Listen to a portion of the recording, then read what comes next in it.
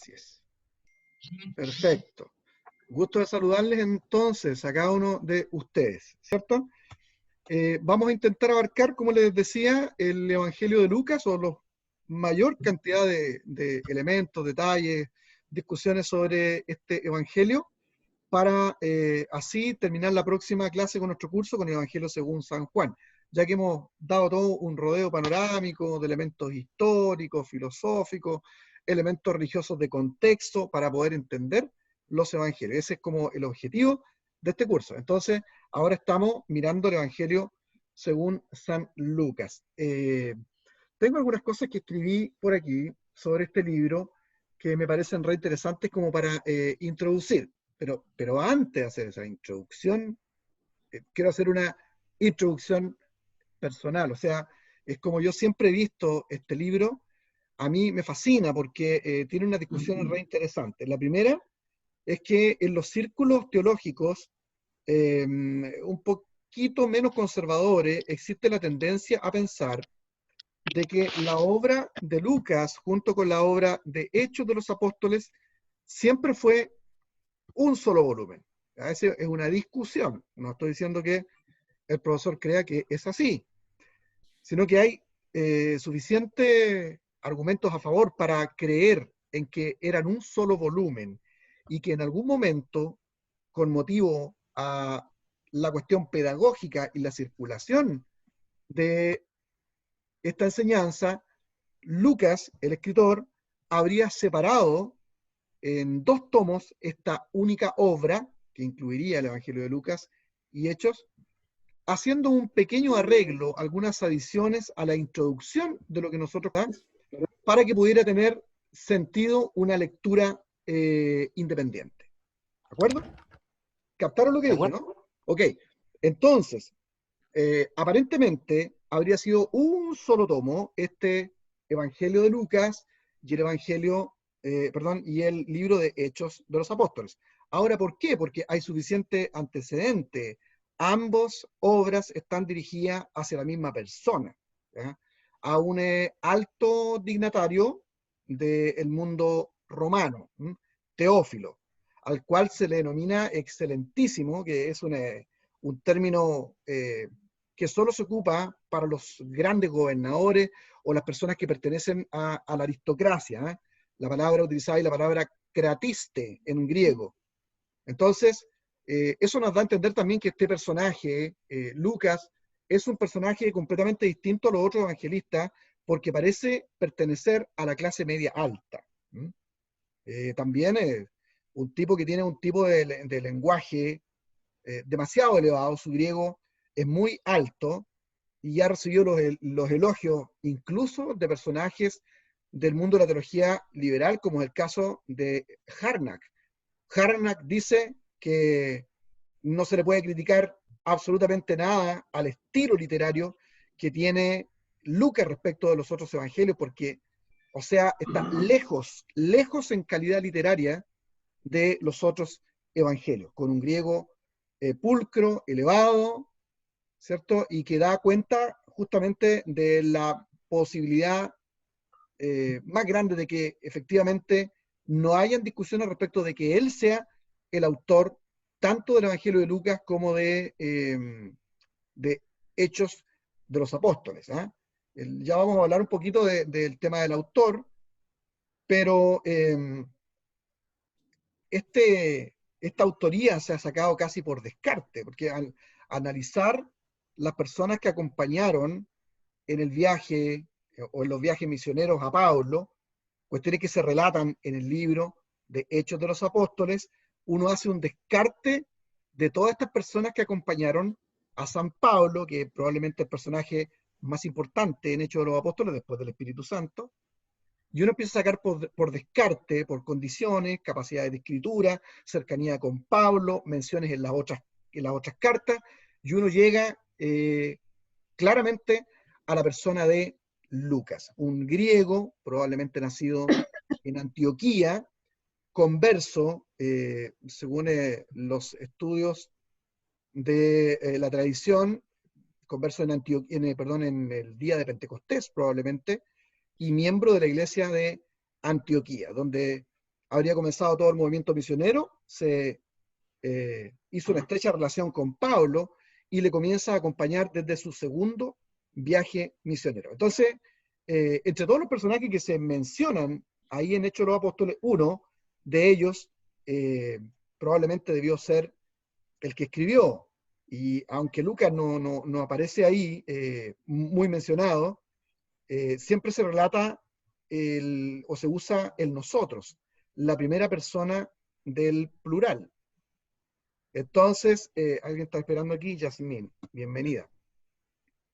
Entonces, esa mención al nosotros, como alguien que está participando en el grupo, y a las menciones que hay en las otras cartas y las características del personaje, no hay casi ninguna duda de que el escritor es Lucas, el médico amado, del cual da cuenta el libro de Colosenses. Pues parece que tenía la profesión de médico. Entonces, un personaje re interesante, es también reconocido por la tradición como el primer historiador y el primer apologista de la historia del cristianismo. O sea, por eso yo le decía a ustedes que para que Harnack, un tipo liberal, haga esta mención es re interesante. Entonces, el primer historiador, el primer apologista, defensor de la iglesia, y el evangelio que escribe es un evangelio completamente distinto al de los demás, desde el aspecto literario, desde el aspecto histórico y desde el aspecto teológico. O sea, se puede abordar estos tres aspectos tan importantes en la construcción de un evangelio con notorias diferencias de los otros evangelios. ¿De acuerdo? O sea, es un tipo capo. Y desde ya que nos dé la posibilidad de tener que discutir si él escribió solamente el evangelio de Lucas primero y luego Hechos, o si realmente era una sola obra que él partió y arregló la introducción de Hechos para darle sentido, si eso es cierto o no. Ya se nos presenta un personaje que tiene una intención clara a la hora de escribir. Él lo dice, el primer capítulo tanto del Evangelio como de Hechos nos presenta su motivación, ¿no? Él quiere poner en orden las cosas que han ocurrido respecto a Cristo.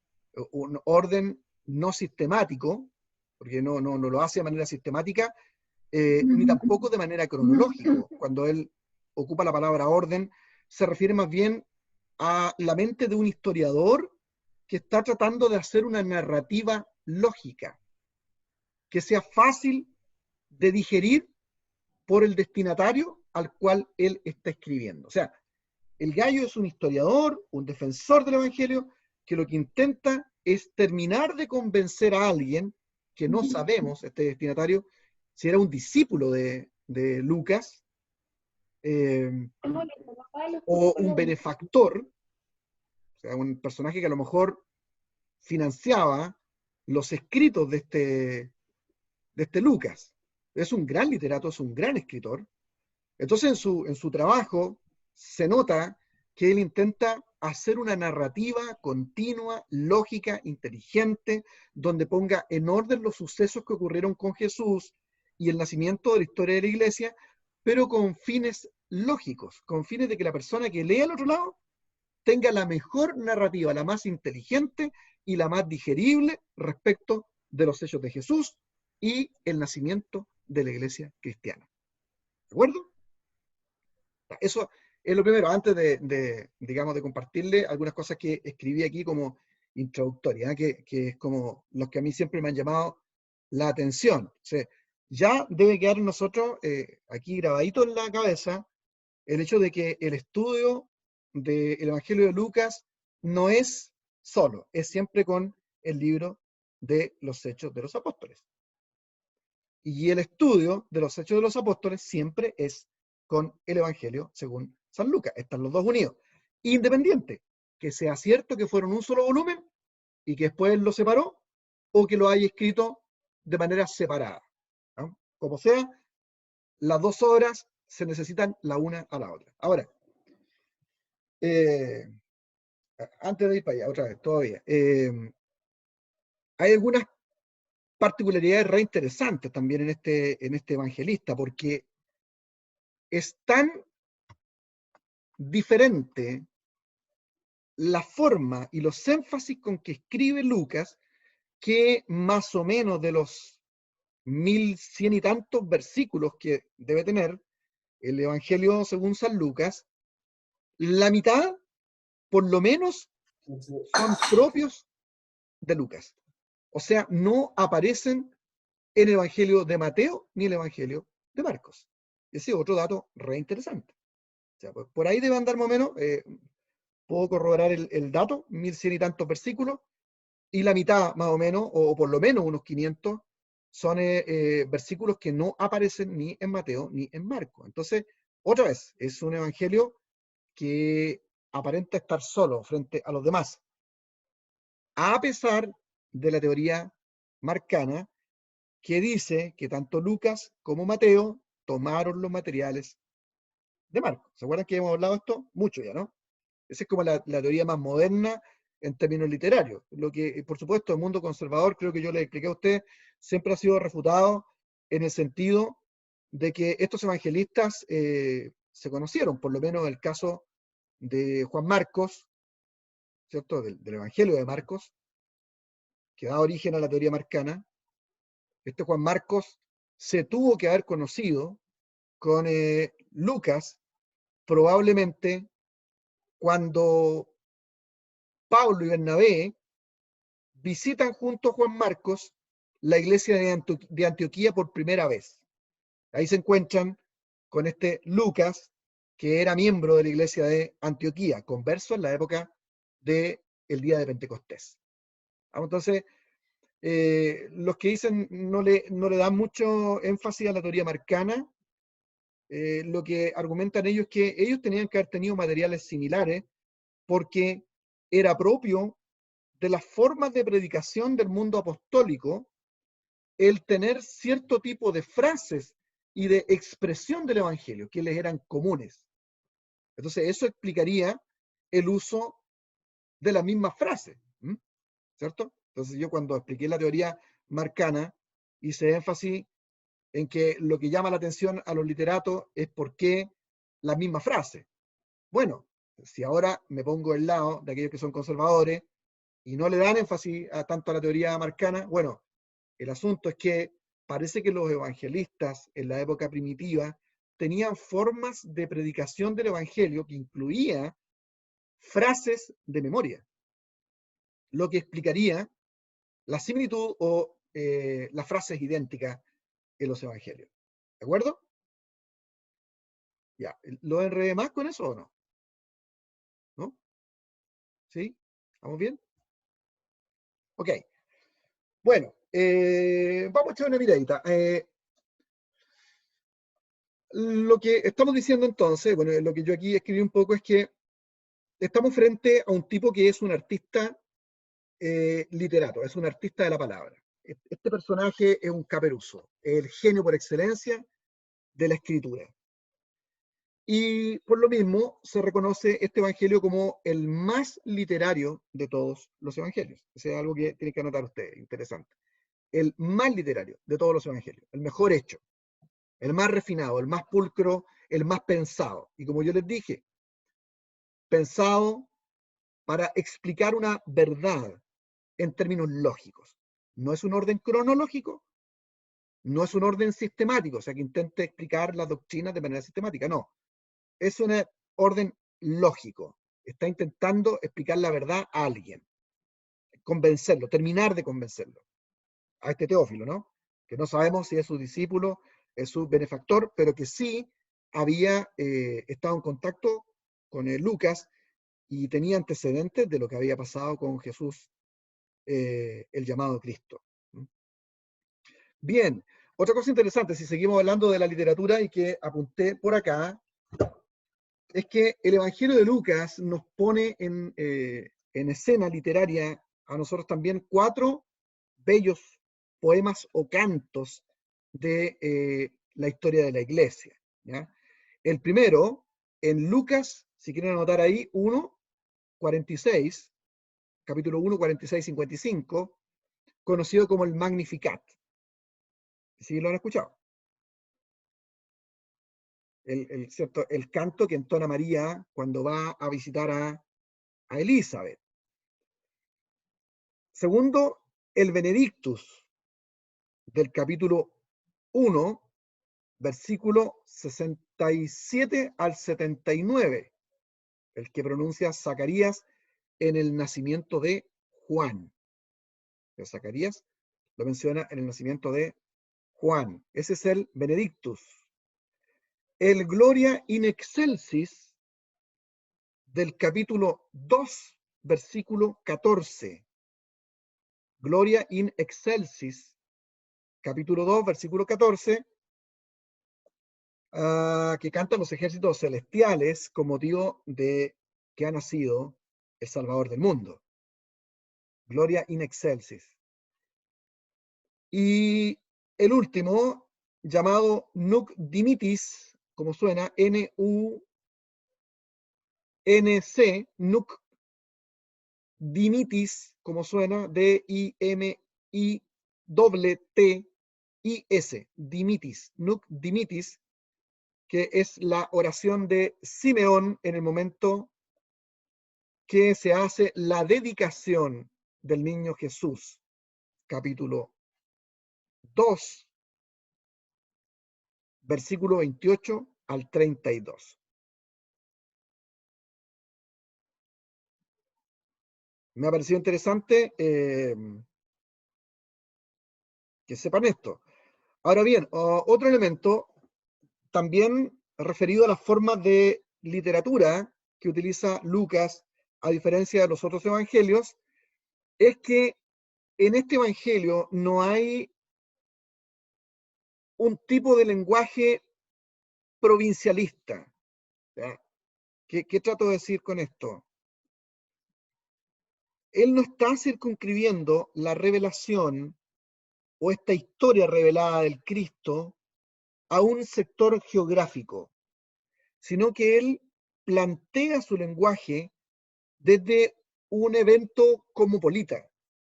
O sea, plantea al Señor como el Señor de toda la tierra, ¿cierto? Como para quien no existe las barreras raciales, ni judío, ni gentil, ni griego, ni bárbaro, ni siervo, ni libre. Todos. Es un evangelio para todos. Entonces no hay elementos provincialistas, que es lo que sí se logra ver en los otros evangelios por los propósitos que tienen al escribir y a los grupos destinatarios a los cuales dirigen su escrito. Ajá. Entonces, al hacer un análisis literario comparativo de todos los evangelios, aquí desde la perspectiva de la mayoría de los estudiosos, consideran que la sobriedad, la exactitud, la capacidad de profundizar los temas que tiene Lucas está completamente lejos de los otros evangelios. Es perfectamente superior. Estamos hablando de un caperuso para escribir. Y al mismo tiempo, cuando nosotros estamos recalcando esta tremenda capacidad literaria para comunicar del evangelista Lucas, no estamos dejando de lado otra de las características importantes al escribir, y que este personaje es altamente teológico en su narrativa, pero no de una teología explicativa, sino completamente evangelizadora, porque lo que él está haciendo es dos escritos, el Evangelio que escribe y el libro de Hechos de los Apóstoles, o una sola obra, si es que fueron una sola obra separada, ¿cierto? Que lo que intenta hacer es un análisis detalladísimo del surgimiento del cristianismo, del surgimiento del cristianismo, perdón, del ministerio de nuestro Señor Jesucristo y del surgimiento del cristianismo, en términos doctrinales, en términos teológicos. O sea, el gallo logra poner en literatura de manera perfecta, ordenada, profunda, la explicación de cómo él ve a Jesús de Nazaret y cómo origina el movimiento cristiano. Esto ya comienza a afirmar esa idea que tienen algunos de que probablemente sí era un solo volumen, una historia continua que narra a cómo Jesús de Nazaret desarrolla su ministerio y debe ser reconocido como el Mesías prometido en el Antiguo Testamento, y cómo su ministerio da origen al nacimiento de la historia del cristianismo. Genial, tipo, extraordinario. Entonces, sí podemos decir que pone mucho énfasis en la doctrina, y claro, ¿cómo no? Si el tipo ha viajado con San Pablo, y no solo eso, sino que había servido como pastor y como misionero una vez que entró al ruedo con el gran San Pablo. O sea, es misionero porque pertenece a un movimiento misionero. El movimiento misionero nace en Antioquía después de la persecución, producto de la muerte de Esteban. ¿Sí? ¿Recuerdan, no?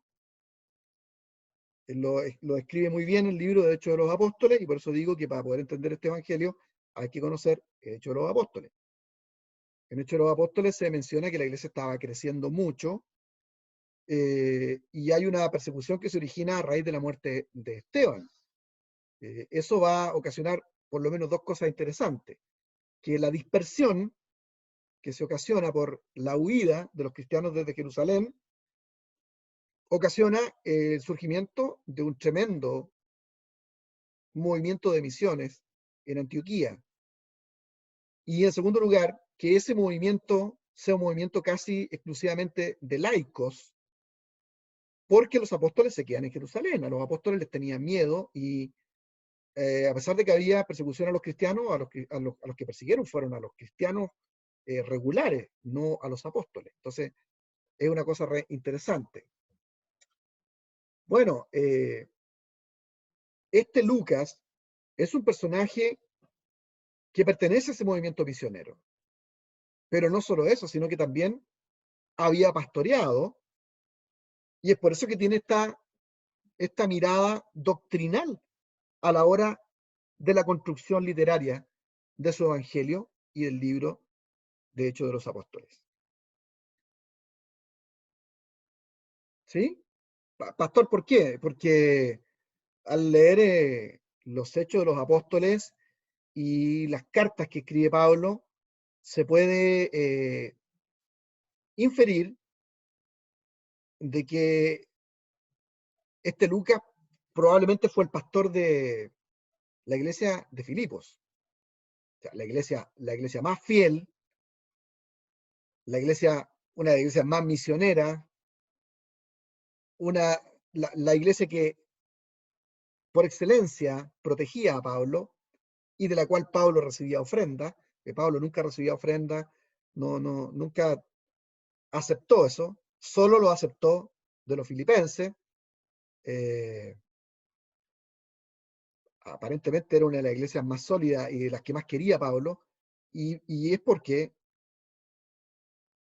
existe una tremenda probabilidad de que el pastor allí haya sido este Lucas, que quedó un tiempo en parte del segundo viaje misionero, con el que va con Pablo. Pablo le deja ahí en Filipos como pastor, y se hace famoso como pastor en toda el área de Macedonia, lo que nosotros conocemos como la actual eh, Yugoslavia, ¿no? ¿Sí? Voy a revisar eso. Me parece que sí. Entonces, en toda esa región de Macedonia, el pastor va a ser este Lucas. Entonces, eso le califica al tipo, va a ser un literato fabuloso, pero que al escribir no solamente es brillante como escribe en términos lógicos, sino que además en su capacidad de relatar una historia doctrinal, que es un misionero y porque es un pastor. ¿Vamos? Estamos frente a un caperuzo, ¿eh? Realmente un caperuzo. Lo que estoy diciendo es que el tipo tiene énfasis doctrinales. No estoy diciendo que el tipo discuta sobre teología en el Evangelio y en Hechos. No son discusiones teológicas, sino que presenta elementos doctrinales muy claves para entender el Evangelio de Jesús y el surgimiento de el cristianismo, o la historia del cristianismo. Es decir, si uno lee el Evangelio de Lucas, el elemento central ahí es que el Señor entregó su vida para que ninguno se pierda, para que ninguno perezca. La intención del Señor es esa, es completamente evangelístico. Y por supuesto, su lenguaje es el que revela que él conoce la doctrina. Y hay algunas cosas interesantes que a mí me gustan, que podrían ustedes anotar. En el capítulo 1, versículo 35, muestra a Jesús como el Hijo de Dios, que es superior a los ángeles. Eso es muy doctrinal. Capítulo 1, versículo 35. En el 4, 41, muestra que es superior a los demonios, bien como va usando elementos de racionalidad al escribir. O sea, muestra doctrina. Este es el Mesías, este es el Hijo del Hombre, que vino, ¿cierto?, a recuperar al perdido, que nadie se pierda, es el deseo del Señor, y este es superior a los ángeles, capítulo 1, 35, es superior a los demonios, 4:41, y amado por el Padre, reconocía su autoridad. Le reconocen los ángeles, le reconocen los demonios, y le reconoce el Padre, en su autoridad. Tremendo. Uno de los versículos clave en términos doctrinales, de mi punto de vista, es el capítulo 19, versículo 10. ¿Alguien tiene su Biblia por ahí? ¿Hay algún creyente entre los estudiantes o no? Ok. Sí. ¿Cómo dice? 19:10. Cualquiera que levante el micrófono y... Porque el Hijo del Hombre vino a buscar y a salvar lo que se había perdido. Perfecto. Ese es el elemento clave de la doctrina. Lo tiene muy claro y es lo que es la idea que desarrolla o es el hilo conductor que recorre en su planteamiento literario lógico. El Hijo del Hombre vino para buscar y salvar lo que se había perdido. Y por eso es que una palabra que no se utiliza con este énfasis en los otros evangelios es una palabra muy doctrinal, la palabra justificar, y que es de uso frecuente ¿dónde? A ver, les pregunto a ustedes, ¿dónde creen ustedes que esa palabra, justificar, es más frecuente?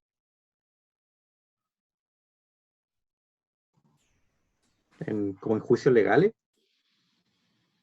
Pero me refiero en la Biblia, en el Nuevo Testamento. Las cartas Paulinas. Las cartas Paulinas, obviamente, muy bien.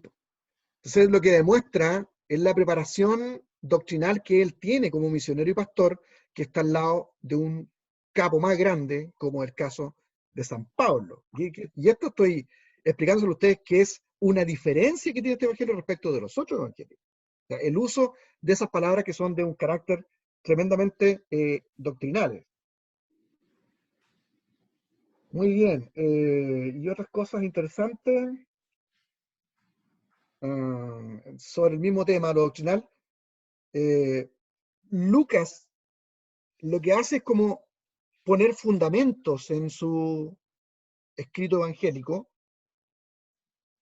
para el desarrollo de las discusiones teológicas y doctrinales.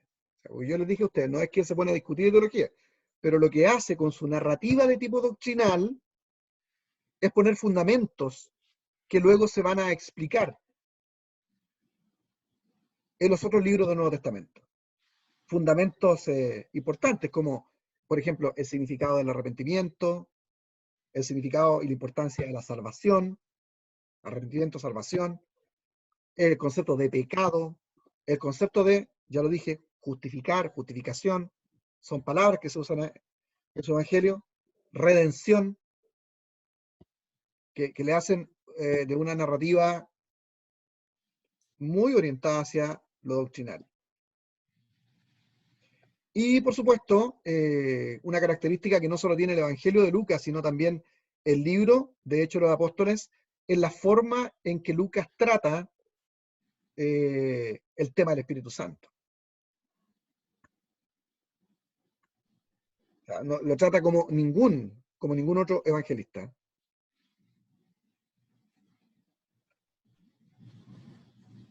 O sea, de hecho, se puede decir que respecto del tema del Espíritu Santo, hay más referencias al Espíritu Santo en el libro de Lucas que si uno juntara la referencia al Espíritu Santo que hay en Mateo y Marco. Se junta todas las referencias de Mateo y Marco juntos, no superan a las referencias solas del Espíritu Santo que hay en el libro del Evangelio de Lucas. Eso quería compartir con ustedes, que me parecía como interesante. ¿Qué más? ¿Algo otro que anoté para ahora no? O sí, algunas más podría ser la consideración hacia algunos grupos especiales. Por ejemplo, el caso de las mujeres. Este evangelio de Lucas es un evangelio que pone en un lugar especial a las mujeres. Ustedes saben que en el mundo antiguo la mujer no es central, porque los relatos son generalmente machistas por la posición secundaria que ocupaba la mujer en ese tiempo. Sin embargo, ¿No se acá en puede? este evangelio se muestra que Ah, Lucas conoce a María. ah, pues bien. Hay un eco. ¿Ya? Eso es. Muy bien. Entonces conoce a María y conoce a Marta. Y a otras mujeres. Algunos estudiantes de la persona de Lucas dicen que la redacción del Evangelio de Lucas y de Hechos de los Apóstoles deja ver que para escribir él tuvo que haber hecho bastantes entrevistas a esa persona, que es una cuestión completamente distinta a los otros evangelios. O sea, entrevistó muchas personas y por eso la tratativa que hace es distinto, le da una preeminencia a las mujeres. De hecho, la palabra, otra vez como pasaba con el Espíritu Santo, la palabra mujer o mujeres aparece casi 50 veces, y si juntamos Mateo y Marcos, entre los dos podrían llegar a las 50. Pero él solo aparece la palabra casi 50 veces, 46, 47 veces aparece la palabra mujer o mujeres, con lo que se ve la consideración que él tiene a este grupo. Lo mismo pasa con el tema de la infancia. Se preocupa, por ejemplo, el Evangelio de Lucas de tratar la infancia de Jesús de Nazaret y de Juan el Bautista. Pero en ninguno de los otros evangelios se habla de la infancia de Jesús. Y una cuestión rara, no solo respecto de los evangelios, sino respecto de la literatura del mundo antiguo. En la literatura del mundo antiguo casi no se habla de infancias, porque los niños no importan. Pero para Lucas es importante el relato de estas dos infancias. Es una cuestión muy interesante, ¿eh? Recibe un tratamiento especial. Lucas dedica 3 capítulos completos a estos nacimientos, a esta infancia. Interesante. Y finalmente, podría decir que es el campeón, Lucas es el campeón de los oprimidos. Hay palabras que destacan en el Evangelio de Lucas, ¿no? Como la palabra salvado, salvación, la palabra pobre, la palabra oprimido, lo que revela el enfoque que él tiene a la hora de escribir. Entonces, por esa misma razón, se le considera el campeón de los pobres dentro de los relatos evangélicos. Ese es el norte que él tiene. Así presenta un Jesús que viene a salvar y que empatiza con los pobres. Un evangelio predicado para los pobres también, en todo sentido, pobres económicamente y pobres de espíritu. Eso revela el carácter que tiene su evangelio. Muy encachado.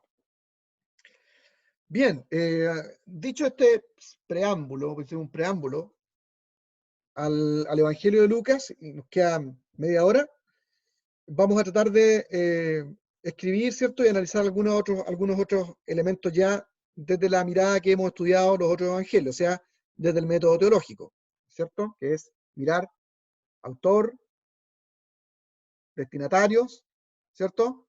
Fecha, propósito y contenido particular del texto. Siempre hemos estado utilizando esa metodología, mirándolo desde el método teológico, que es como la mente evangélica, la mente teológica evangélica siempre analiza los libros de la Biblia de esa manera.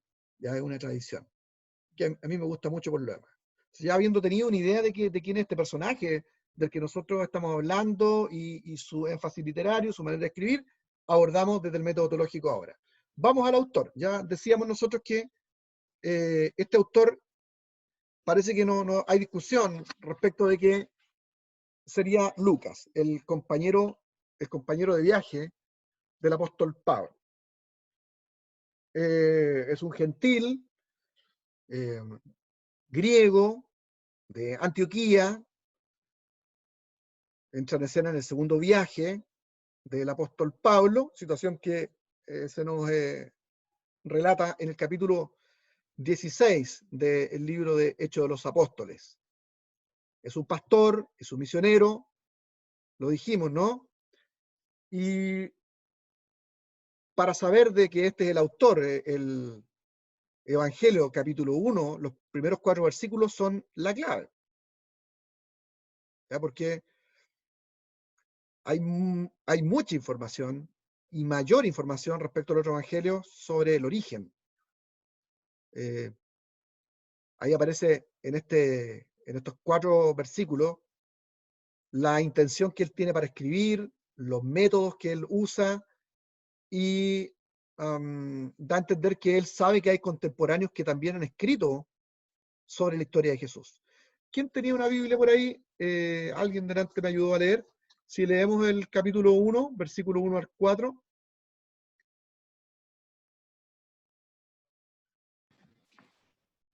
Dice, puesto que ya muchos han tratado de poner en orden la historia de las cosas que entre nosotros han sido ciertísimas, tal como nos lo enseñaron los que desde el principio lo vieron con sus ojos y fueron ministros de la palabra, me ha parecido también a mí, después de haber investigado con diligencia todas las cosas desde su origen, escribírtelas por orden, oh excelentísimo Teófilo, para que conozcas bien la verdad de las cosas en las cuales has sido instruido. Revela la intención al escribir, ¿cierto? Es poner en un orden lógico la verdad de los acontecimientos que él ya escuchó. O sea, Teófilo sabía, tenía conocimiento de lo que podemos nosotros deducir que probablemente era un discípulo o un gran amigo o, por último, un benefactor de este Lucas. Entonces, aquí revela cuál es la intención que él tiene de escribir, poner las cosas en orden. Nos da otro detalle interesante igual, que él reconoce que a esa altura, cuando él escribe su evangelio, ya habían otros escritos sobre el tema de la vida de Jesús. También revela eso, ¿no? Y el método lo revela. Él quiere hacer una especie de orden lógico que esté acomodado en razón a explicar la verdad de las cosas. Ya, esto vuelvo a decir, nos quita la cuestión cronológica, ¿cierto? Y la reemplaza por una lógica, en razón de la verdad, de que se entienda la verdad definitivamente por alguien que ya ha escuchado cómo han acontecido las cosas. La pregunta que yo le voy a hacer a usted, ¿por qué entonces él considera que habrá que escribir otro evangelio? Si él mismo está diciendo acá que él reconoce que hay otro escrito. ¿Qué piensan ustedes? ¿Por qué escribir otro?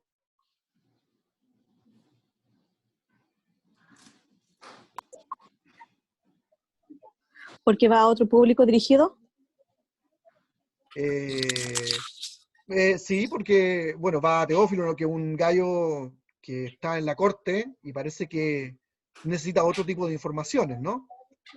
Pero lo que ocurre aquí es que él no está conforme, pues, si eso es lo que está diciendo. Él no está conforme con lo que se ha escrito. Eso es lo que revela el porqué de su método. Él considera que hay fuentes oficiales, los que vieron con sus ojos son contemporáneos de él, a los cuales él puede entrevistar o él ha conocido. Entonces lo que está diciendo él, yo como gran literato historiador y apologista, creo que es necesario tomar todos esos materiales y hacer la historia con un orden que permita entender claramente lo que tú ya conoces y reafirmar lo que tú ya sabes. Entonces, es un poquito arrogante, pero muy interesante. Entonces, desde esta perspectiva, uno puede decir que Lucas, en su acometido, va a alcanzar todos los hechos principales de los otros escritos que habían antes, pero agregando otros detalles que no aparecen en los otros evangelios. De hecho, se puede decir que el Evangelio de Lucas es el que mejor relata la vida y el ministerio de Cristo, el mejor narrador. Sin duda, el mejor narrador lógico. Vuelvo a repetir esa palabra, porque en términos literarios, su forma de escribir, desde mi punto de vista, es un tipo lógico. Es la mejor narración lógica de la historia de Cristo. Ok, entonces este personaje contemporáneo, aquellos que vieron con sus ojos al verbo, ¿no? Y por la misma razón, y por el uso del nosotros en el libro de Hechos de los Apóstoles, se supone que es él. Ahora, ¿quién confirma el hecho de que este sería el autor, este Lucas, el médico amado, de quien habla Colosenses, y que es mencionado entre los colaboradores de Pablo? Tendríamos ahora nosotros como evidencia externa, fuera ahora de la Biblia, el Códice Beza, del cual yo voy a pedir investigación. El Códice Beza es un manuscrito del siglo IV después de Cristo. Es lo único que yo les voy a decir. Pastor, ¿cómo se escribe? Beza, con B larga, E-Z-A. Códice Beza. Códice. ¿Sí? Entonces, es un manuscrito del siglo IV. Y si es un códice, entonces eso debe decirle algo a ustedes. ¿O no? Si es un códice, entonces es un libro. No es un rollo, no es un pergamino. Ya es un libro. Los códices, como documentos, surgieron a partir del la mitad del siglo II para adelante. Se empezaron a usar los códices. Para que usted me entienda, un códice igual que un cuaderno, que un libro. O sea, son hojas cosidas en esta parte, que supuso un tremendo cambio para el mundo de la escritura antigua, cuando se usaban rollos en palo. O sea, imagínense lo que era poder trasladar la escritura y estudiarla. O sea, era un palo, un rollo gigante, una locura. A alguien algún día se le ocurrió que era mejor colocar las hojas, ya fueran de cuero o fueran de papiro, una junta encima de la otra y coserla aquí. Eso se denominó un códex. Y los códex datan del 250 después de Cristo más o menos. De ahí para atrás no existen los códex. Son más nuevos los códex. Entonces, es un códex del siglo IV. ¿Estamos? No es un rollo. El Besa, ustedes lo van a investigar. Pero no solamente el Códice Besa, sino que, por ejemplo, Justino Mártir usa ya el Evangelio de Lucas. Justino Mártir, un personaje importante, biografía de él. Es un creyente del siglo II después de Cristo, y ya tenemos antecedentes nosotros de que desde el siglo II en adelante se le empieza a llamar Evangelio de Lucas. O sea, ya están todos de acuerdo en que lo escribió Lucas, y por eso se le llama el Evangelio de Lucas, desde el siglo II en adelante. ¿Ya? Y lo Profe, usa disculpe, ¿cómo era el nombre? Justino Mártir. Justino Mártir. Otro elemento interesante. Tasiano lo usa en el Diatesarón. ¿Qué es lo que es el Diatesarón? Lo investigan en casa. Tarea. Investiguen qué es el Diatesarón. Tal como suena. Diatesarón. Estos documentos son documentos claves que debe conocer un estudiante de la Biblia. La Éxapla, el Diatesarón, ¿cierto? La Didaché. Todos esos documentos de los primeros siglos son clave para un estudiante. En este caso, investiguenme sobre el Diatesarón. Bueno, el Diatesarón lo usa ya Tasiano. Y aquí hay una cosa interesante. Tertuliano, biografía de él también, y biografía de Tasiano también, por favor. Tertuliano cita este Evangelio de Lucas más de 500 veces.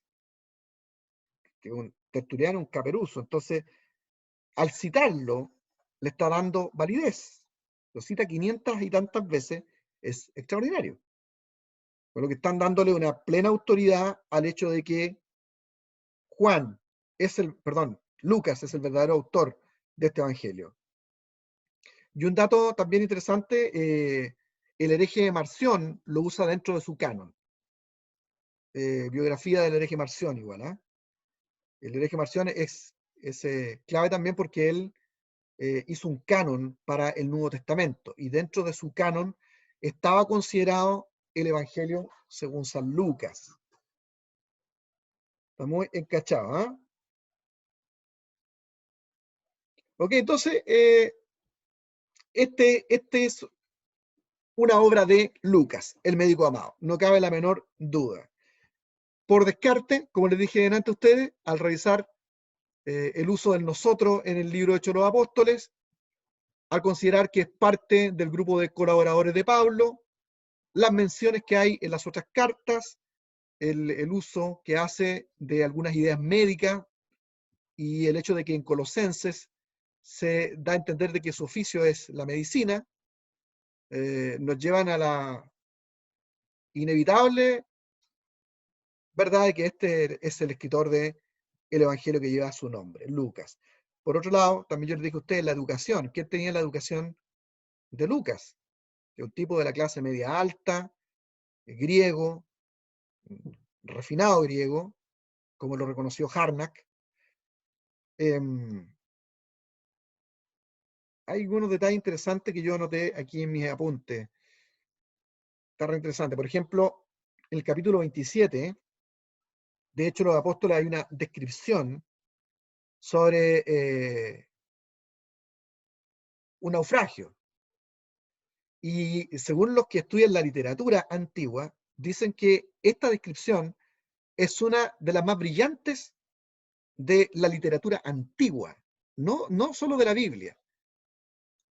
Una de las mejores descripciones sobre navegación que tiene la literatura del mundo antiguo. ¿Me entienden lo que estoy diciendo? Este es un gallo caperuso. Sí, porque uno puede decir que puede haber sido el escritor Bernabé, puede haber sido otro de los cercanos colaboradores de Pablo. Bueno, es que este gallo es tremendamente educado. El capítulo 28, cuando él, por ejemplo, usa la palabra bárbaros. Y uno se da cuenta que no utiliza la palabra bárbaro en el sentido de gente salvaje, de la isla de Malta, ¿no? El caso de la isla de Malta, sino que lo está utilizando como lo utilizan los griegos refinados de aquel entonces, refiriéndose a bárbaro como aquella persona que no habla el griego. Eso es, solamente lo piensa un griego de escritura refinada. El que no habla griego es un bárbaro para él. Y en ese sentido ocupa él la palabra bárbaro para referirse a los habitantes de Malta en el capítulo 28, lo que otra vez nos pone en escena a un gallo altamente refinado y culto.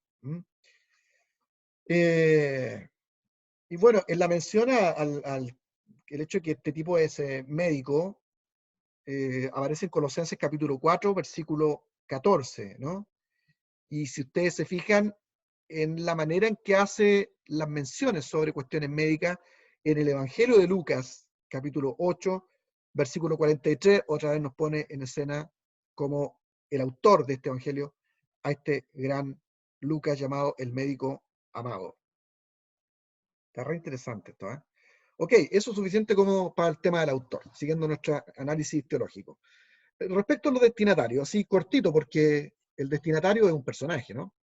Teófilo es un cratiste, con K de kilo, es un cratiste, es un excelentísimo, eso es un término que solamente se le da a oficiales aristócratas.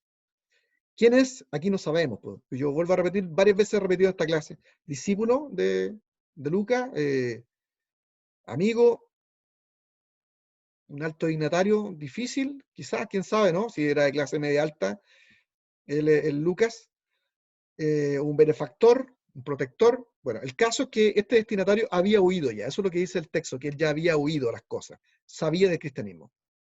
Y es el objeto de la escritura de Lucas, ya sea que escribió separado el Evangelio respecto de Hechos o que haya sido un solo volumen que luego se separó con intereses de circulación.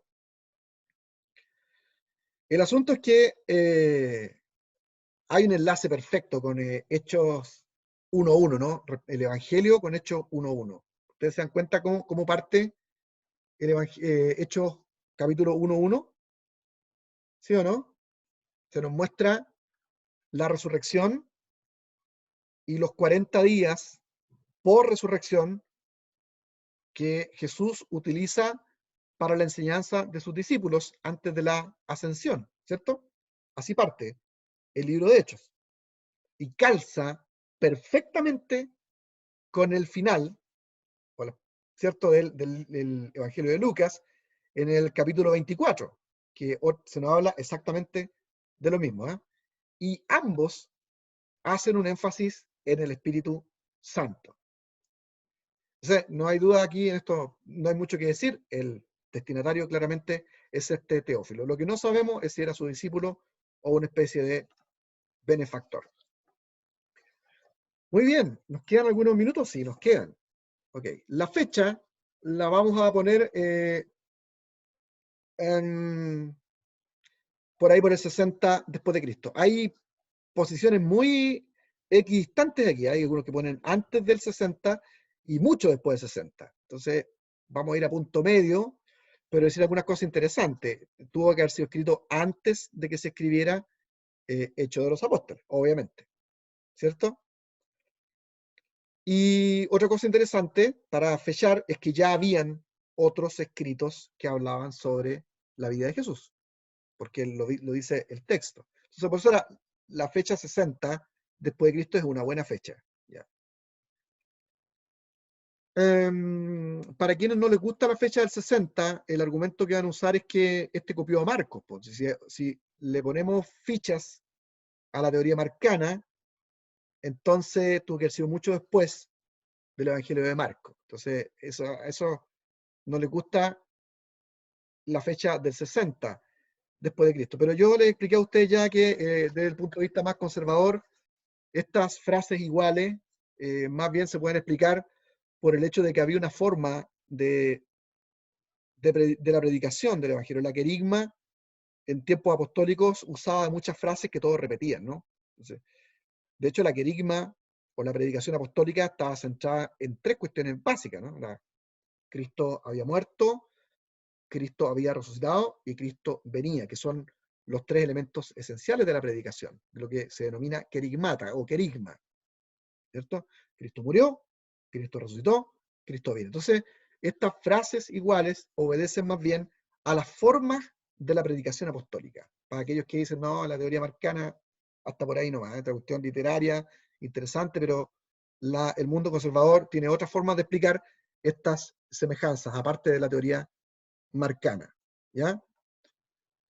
Bueno, y como les dije yo a ustedes también, es probable que Lucas con Juan Marcos, el escritor del Marco, y que cual origina la teoría marcana, se hayan conocido en Antioquía, en ese viaje que hace Juan Marcos junto a Bernabé y a Pablo. Bien, eso con la fecha. Y respecto al contenido, me quedan unos minutos todavía, entonces puedo hacerlo. El contenido en general sigue el desarrollo como se encuentra en Mateo y en Marcos. O sea, muy, muy parecido. O sea, hay algunas diferencias, por supuesto, grandes diferencias, pero sigue el orden del contenido como Mateo y Marcos. O sea, ustedes ya han estudiado Mateo y Marcos conmigo y han estado trabajando para su tarea de hacer este cuadro de relaciones. Se van a dar cuenta que el orden que tienen estos tres evangelios que comparten es muy sencillo. Primero, la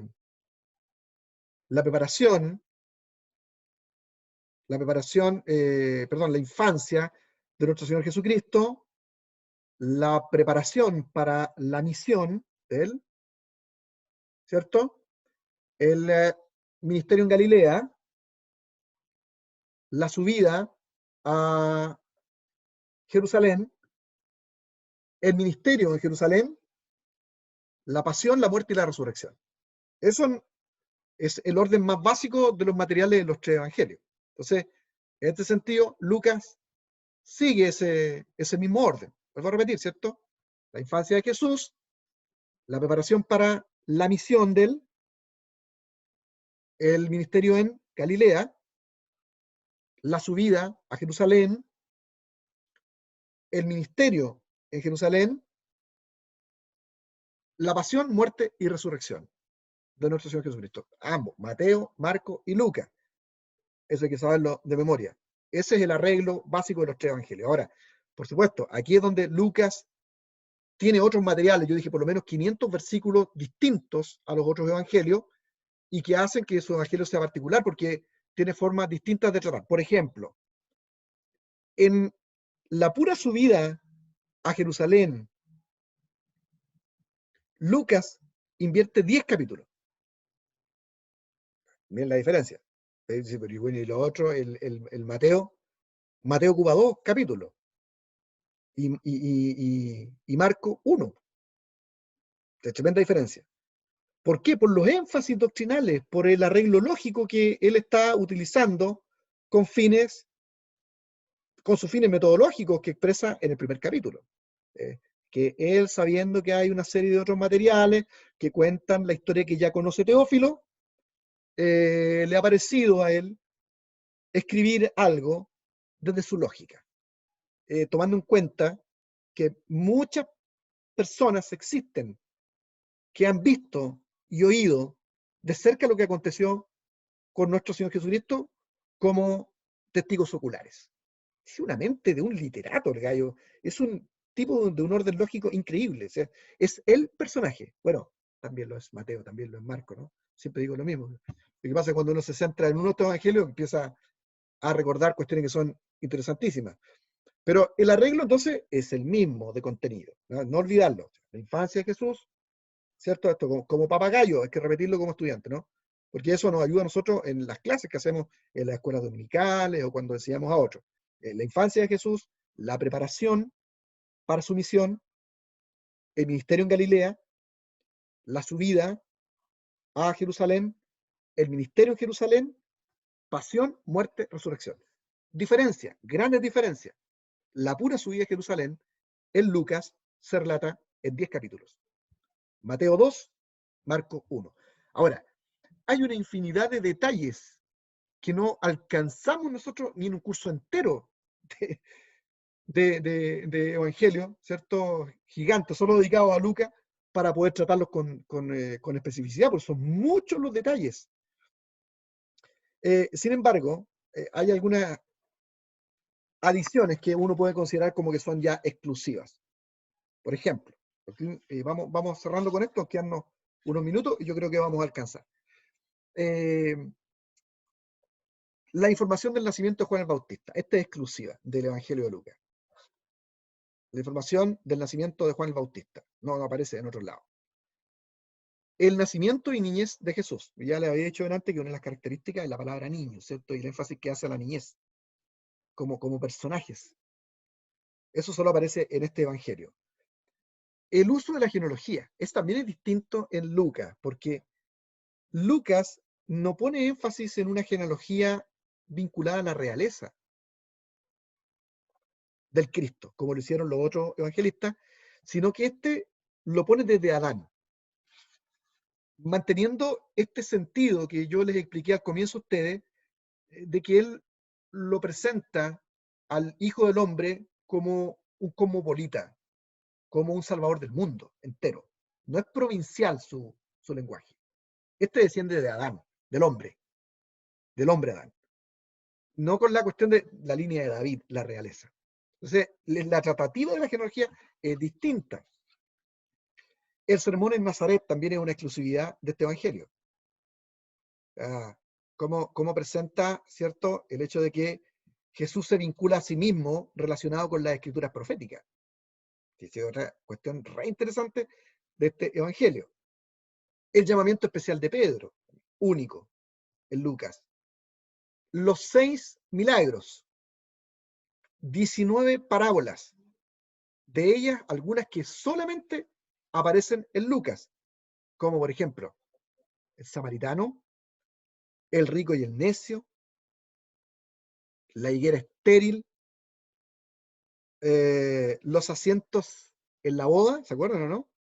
El tema de los asientos, la gran cena, la dracma perdida, el hijo pródigo, clásico de Lucas, el rico y Lázaro, otro clásico, el mayordomo injusto, el fariseo y el publicano. Estas solamente parábolas que pertenecen al Evangelio de Lucas. La burla de Herodes a Jesús, también. Este evento también solamente en el Evangelio de Lucas. La aparición de Jesús en Emaús. Maravilloso. Qué relato más extraordinario de por resurrección, ¿no? Cómo logra expresar la doctrina del Cristo resucitado y viviente en los corazones de los hombres. No saltaba nuestros corazones cuando él hablaba. Eso casi me hace llorar de solo mencionarlo. Solo de Lucas. Cómo presenta la resurrección de Cristo vinculada a una historia de doctrina y pasión del Evangelio. Tremendo. No saltaba en nuestros corazones cuando él hablaba. Caminante de Maús. Solo de Lucas. Entonces, aquí, para cerrar, estos relatos exclusivos son con un arreglo especial a historia y doctrina. Muy, muy interesante. Historia y doctrina. Mostrar que Jesús viene a salvar lo que se ha perdido. Él no quiere que nadie se pierda. El deseo es que sean justificados en el Hijo del Hombre, el Cristo, el Mesías. Extraordinario. Bueno, esos son los principales. Hay muchas más diferencias que tiene, porque son poco más de 500 versículos que son propios de él. Entonces hay muchos más detalles, pero esos básicamente son los que uno más logra reconocer rápidamente y que a mí me interesa que ustedes conozcan, memoricen sobre todo. Bueno, el centro teológico, para finalizar nuestra clase, y ahora sí que sí, porque siempre uno dice voy a terminar, no termina nunca, ¿ya? Pero el centro teológico del Evangelio según San Lucas Es que Jesús, va todo esto con el tema de la genealogía, ¿eh? No desde la realeza, sino que Jesús es miembro de la humanidad. Es una cuestión muy linda en Lucas. Jesús es miembro de la humanidad, un compañero nuestro, un hermano nuestro. Es miembro de la humanidad, pero con una vida perfecta. Por eso que él puede ser un buen intercesor por nosotros ante el Padre. Pero él es miembro de la humanidad. No está la insistencia en la cuestión de la realeza. Es miembro de la humanidad con una vida perfecta.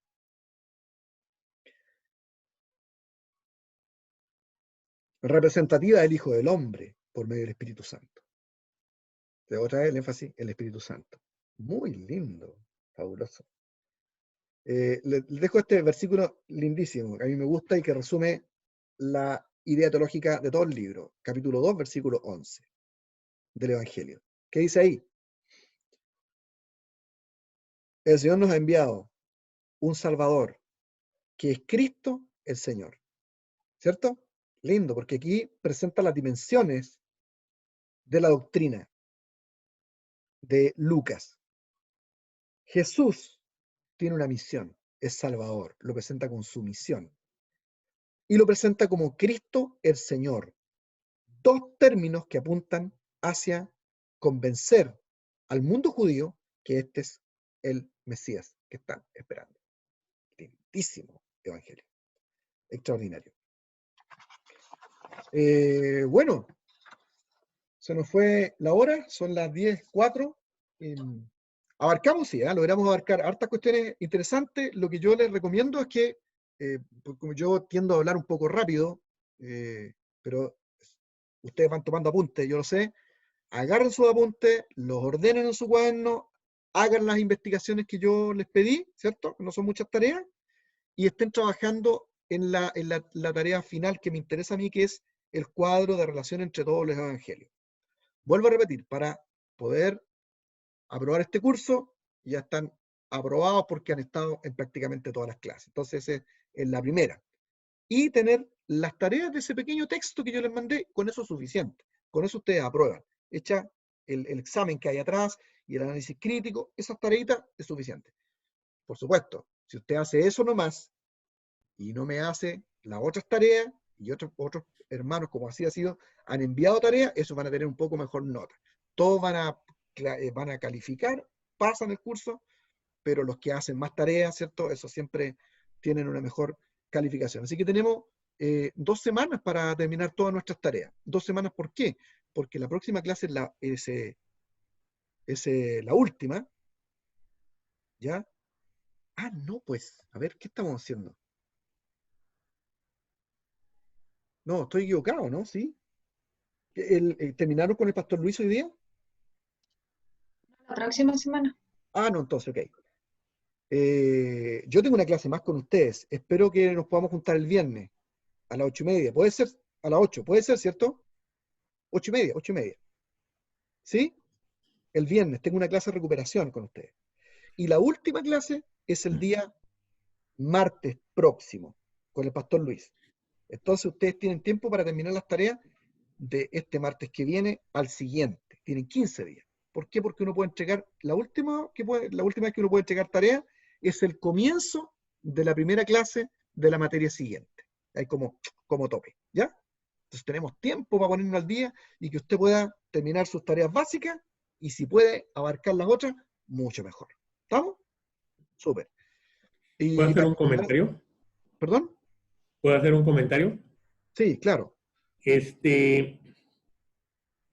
Yo llevé hace como 20 años FLET, el curso de FLET de la vida de Jesús. Sean, sí. Sí. Ahí viene de una forma bien sencilla las etapas de los 3 evangelios sinópticos. Uh-huh. Y viene descrita de una forma bien sencilla, que es el nacimiento, después de los 6 meses entre Juan y Jesús, luego viene la infancia, tiempo de preparación de ambos. ¿Lo puedo hacer de esta manera o lo hago más? Como te sea fácil a ti, Carlos, porque tú ya tienes un conocimiento previo. Entonces, tu mente ya está ordenada así, explícamelo de esa manera. Lo que a mí me interesa es que en este curso tú hayas aprendido todos estos otros elementos técnicos, teológicos, las discusiones que hay, los elementos teológicos que puedan ayudar a reafirmar todo ese conocimiento que tú ya tienes. El libro de Flett, o el Compendio de Teología Pastoral, así se llama, los libros SEAN, es muy básico, Sí. pero es tan básico como extraordinario. ¿Ya? Porque siempre creo yo que las cuestiones sencillas son las realmente geniales. Es un libro donde uno va aprendiendo y te colocan una palabrita que uno llena y esa la encuentra abajo al pie de página. Pero te permite memorizar y aprender muchas cosas importantes. ¿Eh? Yo debo reconocer, por ejemplo, nosotros los teólogos siempre estamos en discusiones de fecha, elementos de contexto, cuestiones filosóficas, pero a la hora de abordar los evangelios, uno dice, ay, parece que lo leí una vez el evangelio y uno como que se pierde los elementos que hay del propio evangelio. Entonces, eso es lo bueno que tiene los cursos SEAN. Los cursos SEAN están orientados a los contenidos de los evangelios, sin tanta discusión teológica, pero los contenidos y lo que pasa. Entonces, sí, adelante, yo creo que va a ser un aporte, y de hecho, la idea mía es que los trabajos que ustedes hagan, luego los pueda yo reenviar entre ustedes para que les sirvan a todos igual, que tengamos mucho material. ¿Parece? Así que adelante, Carlos, ningún problema. Y bueno, para los que siguen estudiando, tenemos como próxima materia profetas menores, ¿sí? Profetas menores con el pastor Luis Reyes, y tendrían Apocalipsis, que estudiarían conmigo y con mi libro. Ahí, en esa materia, por lo menos la mía, es un abordaje completo al libro del Apocalipsis, ¿ya? Desde sus escuelas teológicas, las posiciones que han habido a través de la historia, todas las discusiones, sobre todo sobre los elementos más importantes como la interpretación del 666, los 144.000, todos esos elementos que son de discusión aparecen en ese curso. De hecho, se utiliza mi libro, ¿ya? Así que ánimo, tenemos 2 semanas para terminar las tareas y nos quedan 2 clases más. La de recuperación, el viernes, Dios quiera, yo creo que voy a tener este tiempo para recuperar esa clase, y una de finalización el día martes. Y ya habremos abordado todo lo más importante. Que el Señor les bendiga. Gusto de saludarles y de verles de nuevo. ¿Eh? Chao. Chao, pastor. Chao a todos. Amén. Chao a todos. Chao a todos. Chao.